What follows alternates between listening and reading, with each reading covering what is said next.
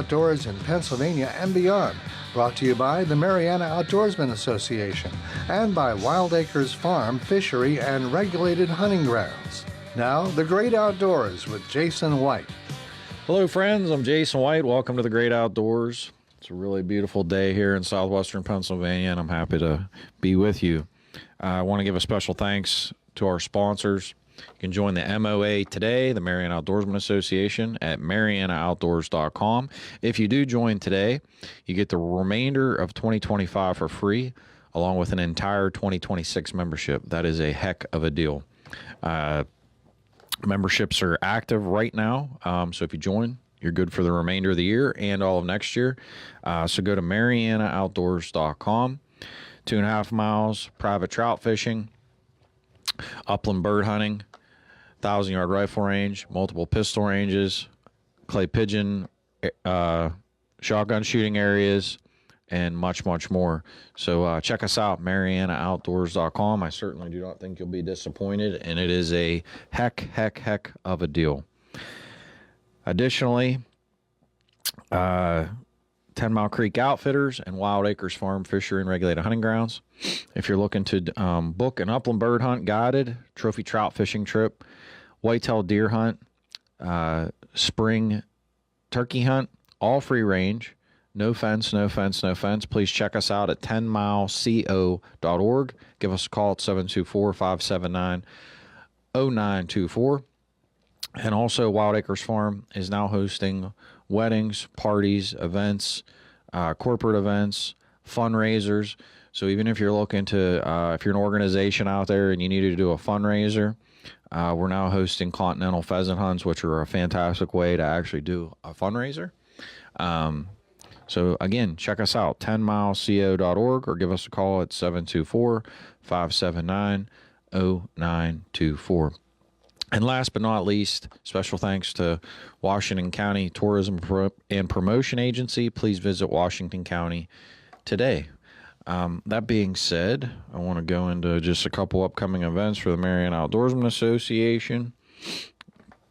Today, which is Wednesday, there's going to be an upland bird and also trout committee, which is our fish committee, going to be getting together at Wild Acres Farm, going to be meeting at the barn.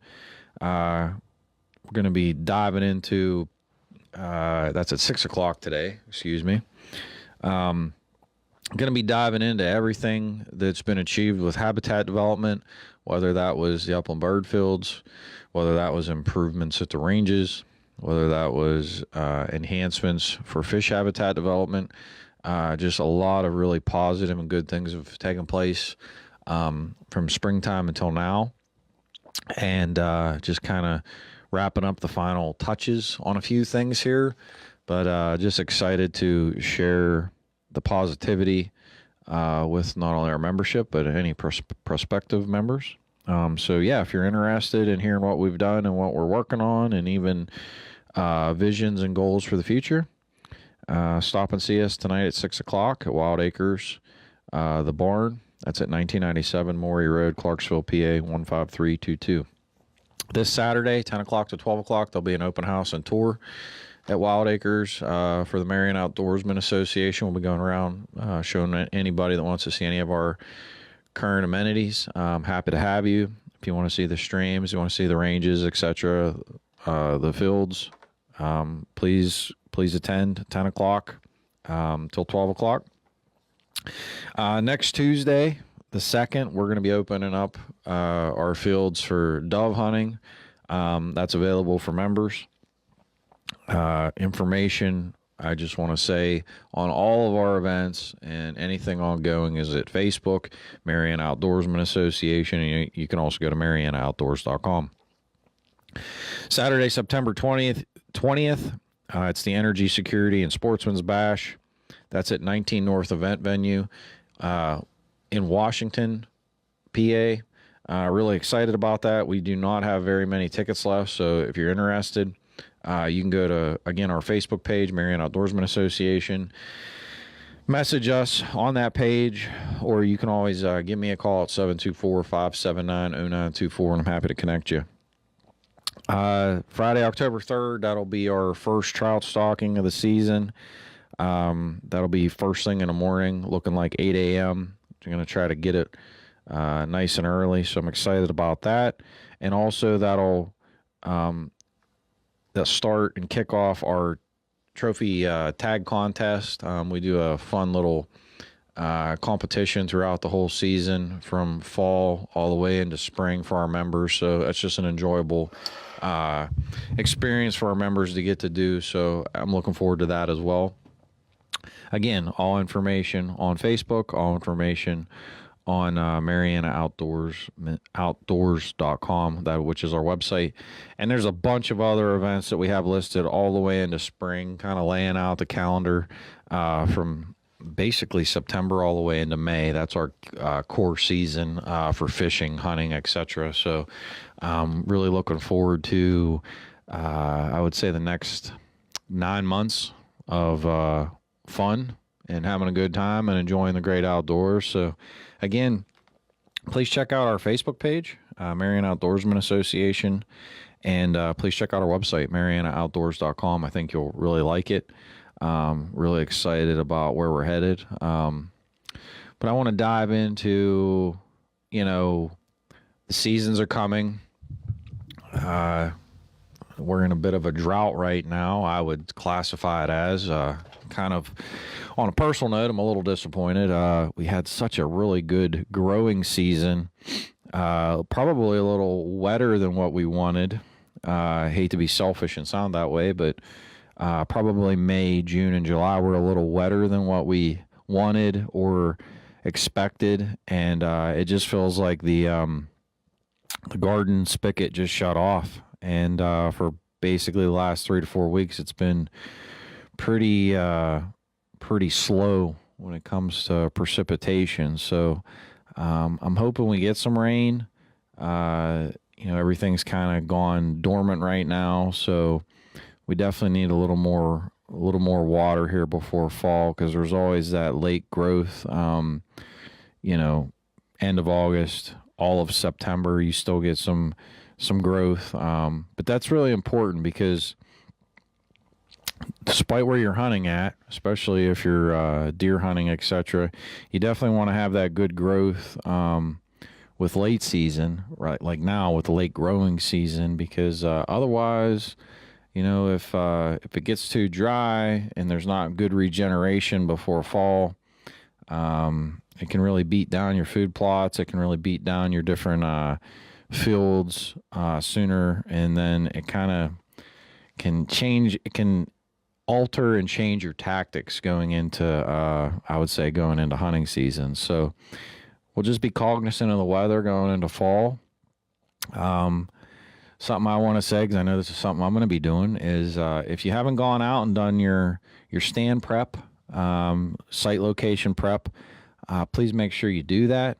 I highly recommend trying to do it before September 1st if you can pull it off. If not, certainly mid-September is kind of like my personal red line. That's kind of like my deadline that I always want to be done with any work that I got to do out in the out in the woods, whether that's clearing trails, clearing shooting lanes, doing any touch-ups to stands, hanger ropes, your night eyes, so on and so forth. Because, you want the animals to be acclimated to your stand locations, trails, so on and so forth. You want them to be,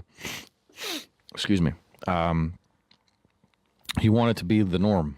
You don't want them to feel awkward or being on edge. It should feel like it's absolutely a normal scenario for them, day in and day out, whatever your location may be, whether that's tower stand, whether that's a ground blind, whether that's a lock on, so on and so forth. I throw this out there, especially when you're talking about people that are putting up pop-up blinds, especially if you're going to be hunting from ground locations. I highly recommend getting that stuff up sooner the better, and giving it time for the animals and wildlife to get acclimated to it. That is definitely extremely, extremely important. You don't want to miss an opportunity to have everything set up. You do it last minute, And, the worst case scenario you can do is to go hang, put up a pop-up blind literally a week or a couple days before a season, and you risk the chance of odors on it. You then have the risk of wildlife obviously being skittish and looking at it and being feeling like it's not the norm. So the quicker you can get out into the woods or to your favorite hunting spot and do the work you need to do, whatever that may be, even if it's just to go do checkup on it, I highly, highly, highly recommend getting out there sooner than later. You need to go check on everything, from how are you getting in, how are you getting out. Again, night eyes, knowing your trails, making sure everything's cleared for you. It's just really important because you don't want to be in a situation where you have regrets on the back end. A lot of, in my opinion, hunting tactics and strategies are achieved prior to the shot ever being the arrow flying or the bullet ever soaring. These are things that you should do and can do in advance, and I highly recommend that you do that.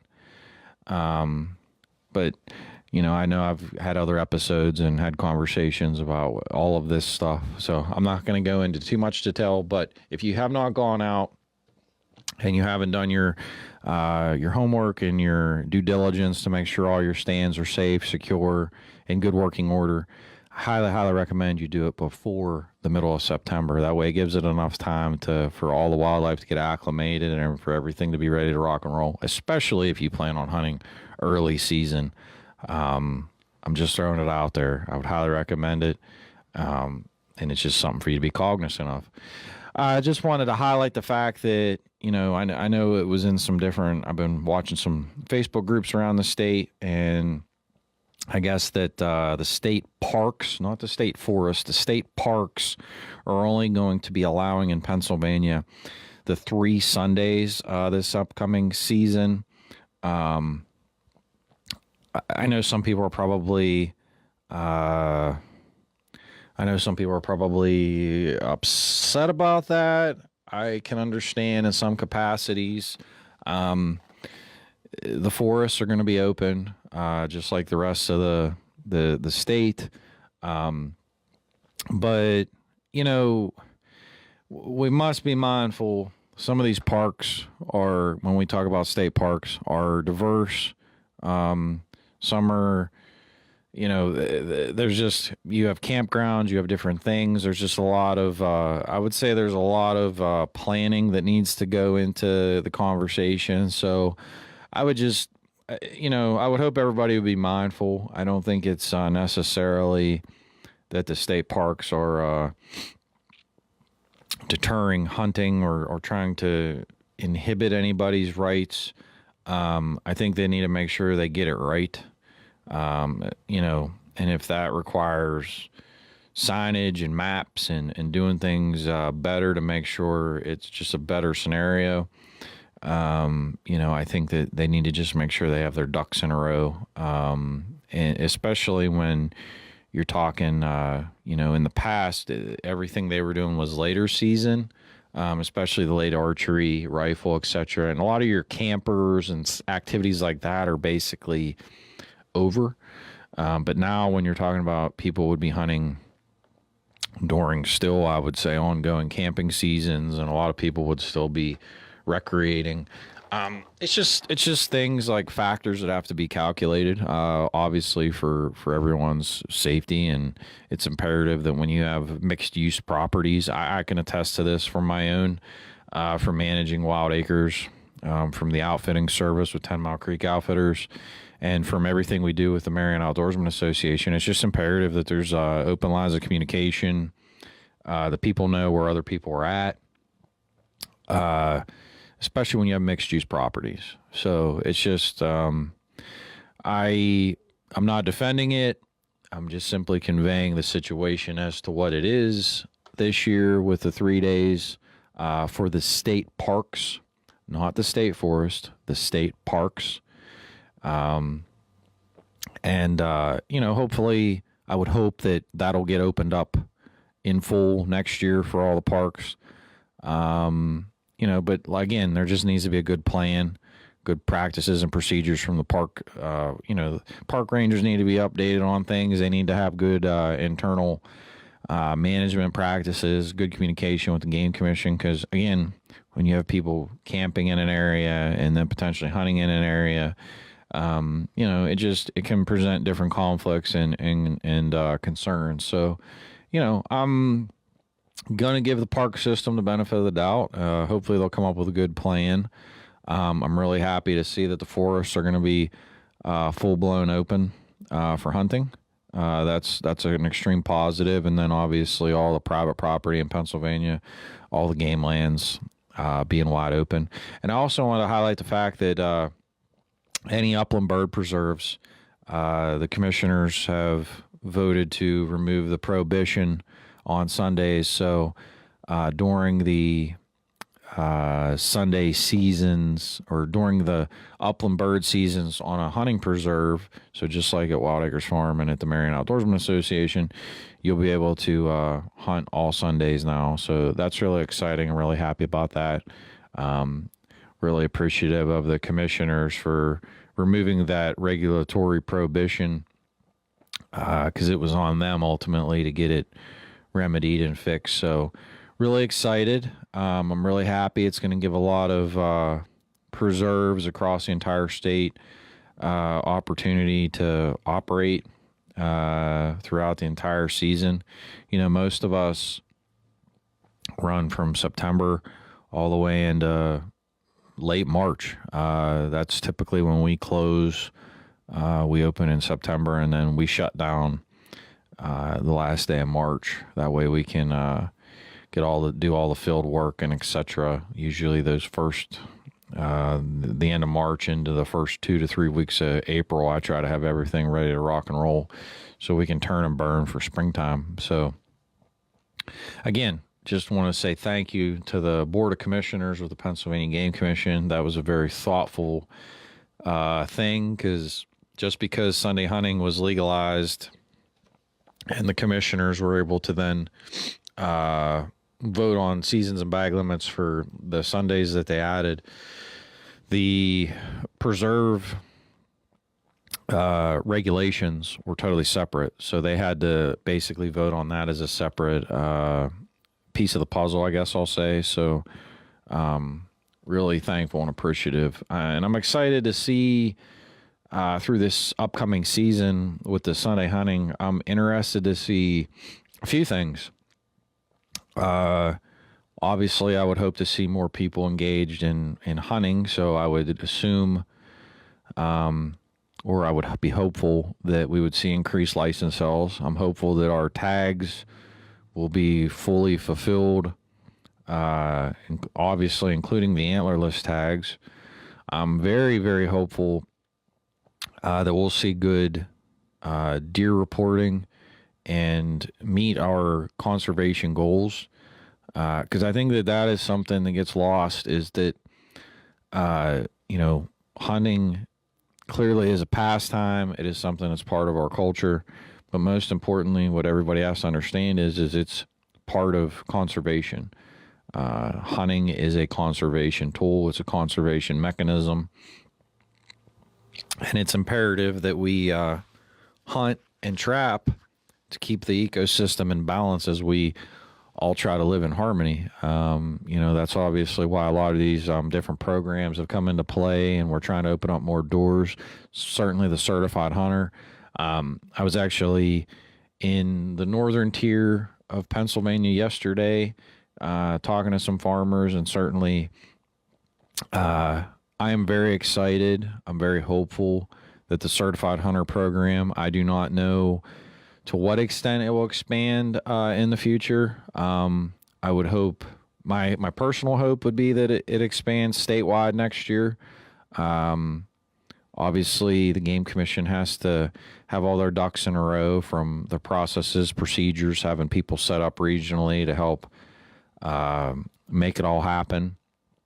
But I think that program here in southwestern PA is a tremendous opportunity to connect more hunters with more farmland.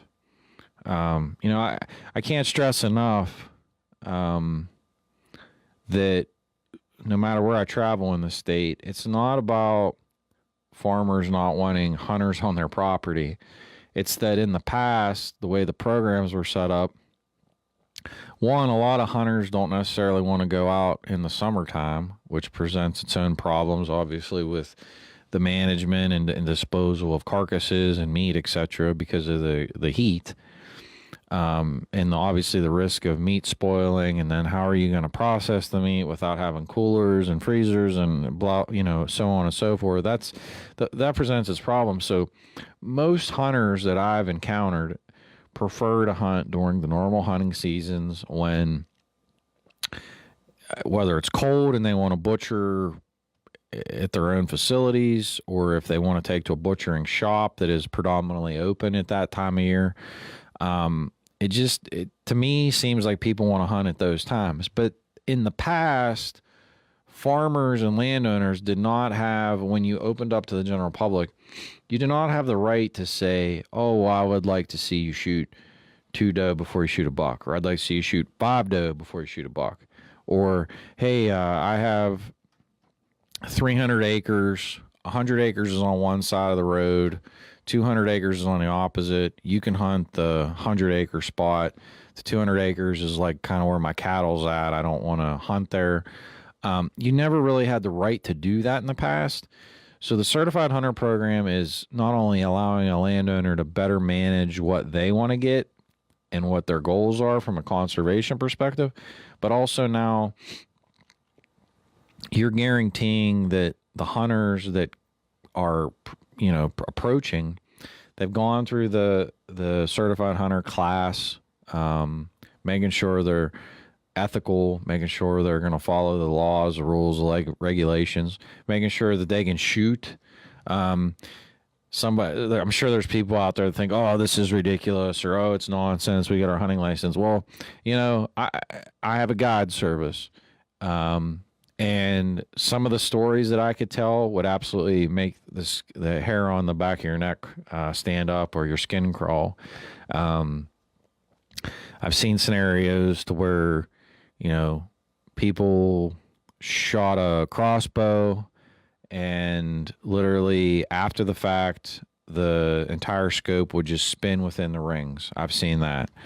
I've seen people just throw a rifle into a truck to where the scope was bouncing off the seats. I've witnessed that. I've witnessed people shoot bows, couldn't even hit a target. The bow was so out of whack whenever they brought it, and they were going to plan on going to do a hunt. I mean, look, at the end of the day, when you're going out to hunt, or if you're a farmer wanting a hunter, at the end of the day, if you can't hit the target and you can't fulfill not only the successful kill and harvest, well then, of course, why would a farmer want somebody on their property that can't fulfill the need? And the need is to actually harvest the animal. Shooting and missing is not helping anybody. It's just wasting people's time. And it's not being effective when it comes to conservation management. So I am extremely hopeful. I think that the Certified Hunter Program is a huge positive. It's a huge step in the right direction. I really believe that there's a lot of opportunities as we progress forward, with the fact that onX Hunt app is being given to every hunter that goes through the program. So you get the app. That's huge. That in its own regard is worth doing the Certified Hunter Program. I mean, it's a monthly subscription to be able to get on onX Hunt app subscription. So it's a no-brainer, the fact that you can get a free app just for going through some online videos and just going to a gun range and shooting your gun a couple times and shooting your bow a couple times. I mean, it's truly a no-brainer. I can't stress that enough. The app alone, just to have for your own knowledge, property lines, property boundaries, knowing where things are. The onX Hunt app is a tremendous tool. And I'm excited to where that's going to build. So like, I want to transition now. You know, there's so many opportunities now for the Certified Hunter program to go statewide, which I think we desperately need, to connect more hunters with farmers, to do a better job collectively for conservation and wildlife management. But I also want to talk about the technological side of things in regards to how do we take that program with the onX Hunt app and how do we also fulfill even more needs. So a couple of things that I know that have been talked about, a couple of things that are being discussed currently, and I know that they're kind of in the hopper but never been officially announced. You know, QR codes on the back of hunting licenses. So your actual tags. So like the vision and idea is okay, if I'm out in the woods, I harvest a deer.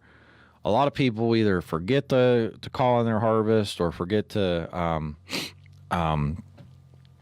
properly report. The idea is to have a QR code on the back that you'd be able to scan it, and basically it would populate immediately, and it would ping your location, etc. So obviously you're supposed to tag the animal right when you shoot it. So if you are somebody that obviously technologically could use a cell phone, you could literally scan the tag, pop up on your phone, submit it, boom, you'd be done literally in a matter of seconds. It would give pinpoint precision. It gives better data, less hands-on activity then, as far as having to use, you know, a lot of the other, how do I want to call it, having to worry about mailing something in if you don't want to, or having to call. It's just another avenue. The other piece in that would be reporting on the back end. So we've had conversations recently, and this has been ongoing, about allowing butchering facilities to be reporting stations. Certainly, they'd have to be compensated fair market value of what that service is worth, but you know, license selling stations are, you know, I think they get $1 or $2 per license for every sell. In my mind, I would kind of envision it on the same on the back end. So, say somebody, you know, tags their deer, takes it to a butchering facility, butcher scans that tag. That would give them the opportunity to get it into the system, you know, right away and be ready to rock and roll. With good, accurate data, because there's a lot of deer that go through butchering facilities that maybe are not being properly reported, and I think that is extremely critical and something for everybody to acknowledge and understand. In the big scheme of things, like at the end of the day, you want good, accurate data, good, accurate information. So whether you're out in the field with technology or at the butchering facility, those are two great spots to make sure that we get that information.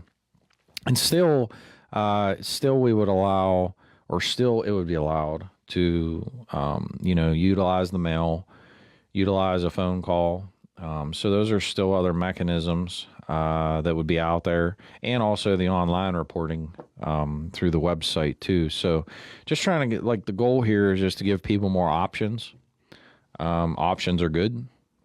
Whatever be convenient for everybody, I think, is ultimately kind of where we're at and where we want to go. And then I also want to highlight the fact of the need for like a wildlife, how do I want to say this? A wildlife interactive app that would ping with this system that people could, you know, like I've seen pictures, I've seen videos where a farmer will say, hey, I got 50 deer in a field. Well, clearly that's a problem. Clearly that is a big problem for a farmer and for the ecosystem as a whole. So, you know, the idea is that people could link this, just like right now onX allows you to link your trail cameras to that system. The idea is a hunter could open up this app, take pictures, take video, geo-track it, share that with the Game Commission. In the same capacity, you could share trail camera information, same capacity. It's just going to give the Game Commission a lot better boots on the ground data that they currently do not have. Geo-track, so it's not like somebody took a picture out in Utah and comes back and wants to upload a picture. It's not going to work that way. This would be something that would have to be linked through the system, so geo-track locations, etc. So I think that's all really important. Important for people to like want to share information. I think that's really critical. But I think the Game Commission just needs more boots on the ground data. It would take away the second guessing or, oh, well, where'd you take that picture at, or whose property was it, or what time of day was it? All of this would be nipped in the rear. And then you get into the final layer, which I'm working on right now. When I get off the radio today, I'm headed to Penn State University out at Maine, but we're working on connecting these programs and imaging and video to artificial intelligence of how do we pick up like how many deer that actually is. So like, let's say, just like people, there's obviously identifiers. We look different. We talk different. We, have different hair color, etc. Well, animals are the same way. It might not be as easy for us to tell the difference, but looking at different deer, there's absolutely differences, whether that's the distance of their eyes apart, the length of their snout, their ears, hair color, variety of hair, so on and so forth. There's a lot of things that can help to differentiate not only animals, but also what species they are, so on and so forth. So there's a whole nother layer to this to even quantify with helping use AI to even get better data information. And there's even discussions and thoughts about, can we identify with AI what animals are sick? Maybe an animal, has traits of some disease or so on and so forth. So there's a lot of different thoughts as to how all of this can kind of domino effect or intertwine or interconnect in a positive regard.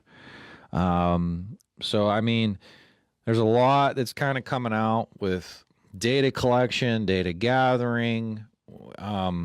It's this kind of spawned here in southwestern Pennsylvania, which has been really exciting.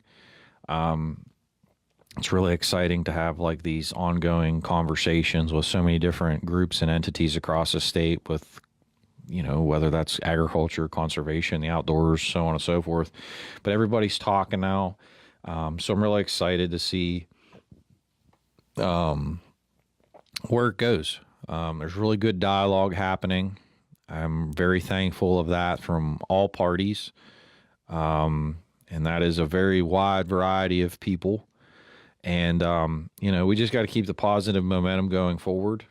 There's tremendous opportunities for us to achieve a lot of things. Like I said, I think the Certified Hunter Program is an amazing opportunity, as much for sportsmen as it is for farmers, and it is for the Pennsylvania Game Commission. Because at the end of the day, the Game Commission is responsible for wildlife management. And if we can provide a system that gives more opportunity and also allows us to manage the ecosystem, which helps farmers and obviously their bottom line, it's a win-win for everybody.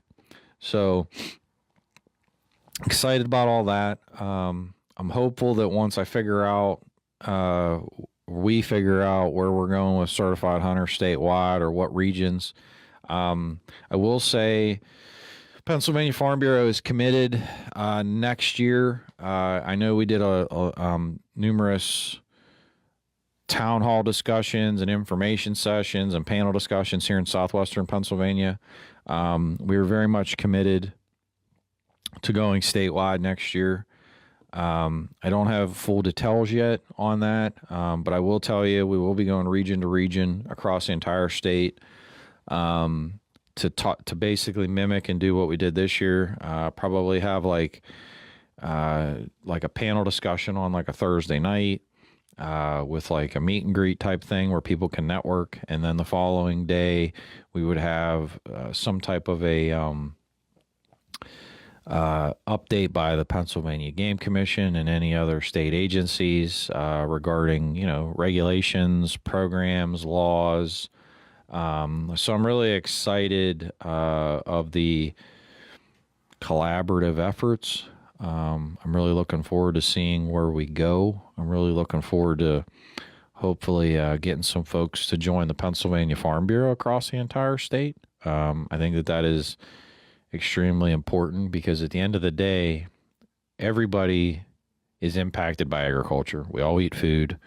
We all have a vested interest in agriculture. So for me, the more folks that we can connect together, build positive relationships, listen to each other, hear each other, see what people are going through, I think that is the most important thing.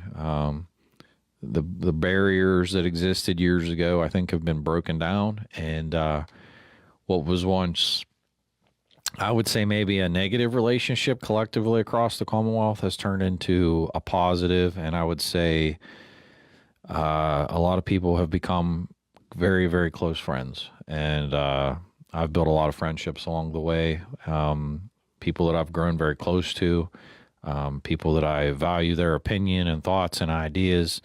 And I think that that's something that's extremely important to me. And so, yeah, a lot of great things are happening from the Certified Hunter program. Please make sure you reach out to the Game Commission. Go to the Game Commission's website. So if you're somebody, even if you live on the other part of the state, but you're looking for land access this year, you can hunt on the Certified Hunter program in Southwest PA. So although it's not statewide yet, you can still be in other parts of the state and access this area. And obviously the goal would be for us to expand this statewide. So it's a really great opportunity. I'm really excited about it. I'm really looking forward to, hopefully making things continuing to progress in a positive manner. I'm hoping to see more sportsmen getting involved with the Pennsylvania Farm Bureau, because at the end of the day, it is my personal goal, and I know that the Farm Bureau would back this up, that, we're trying to connect hunters with farms.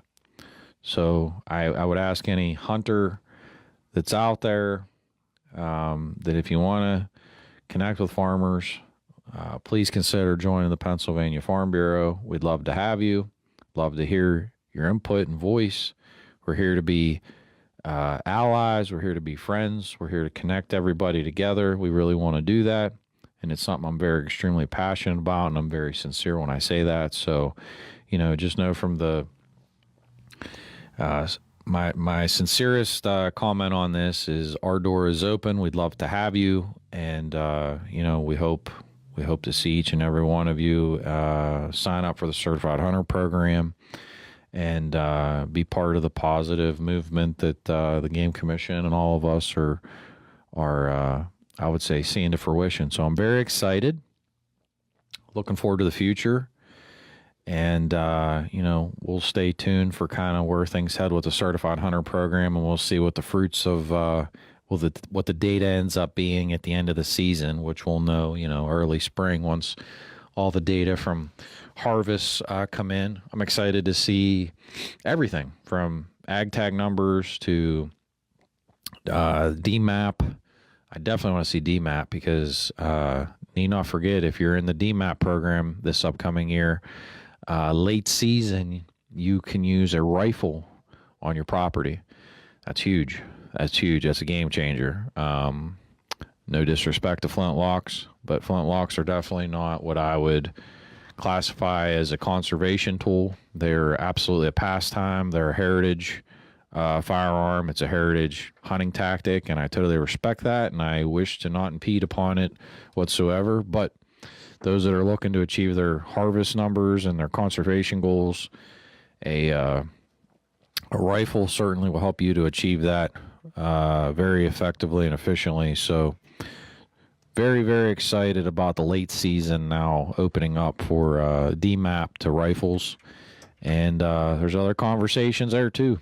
Been discussions now even legislatively about the push for legalization of semi-automatics.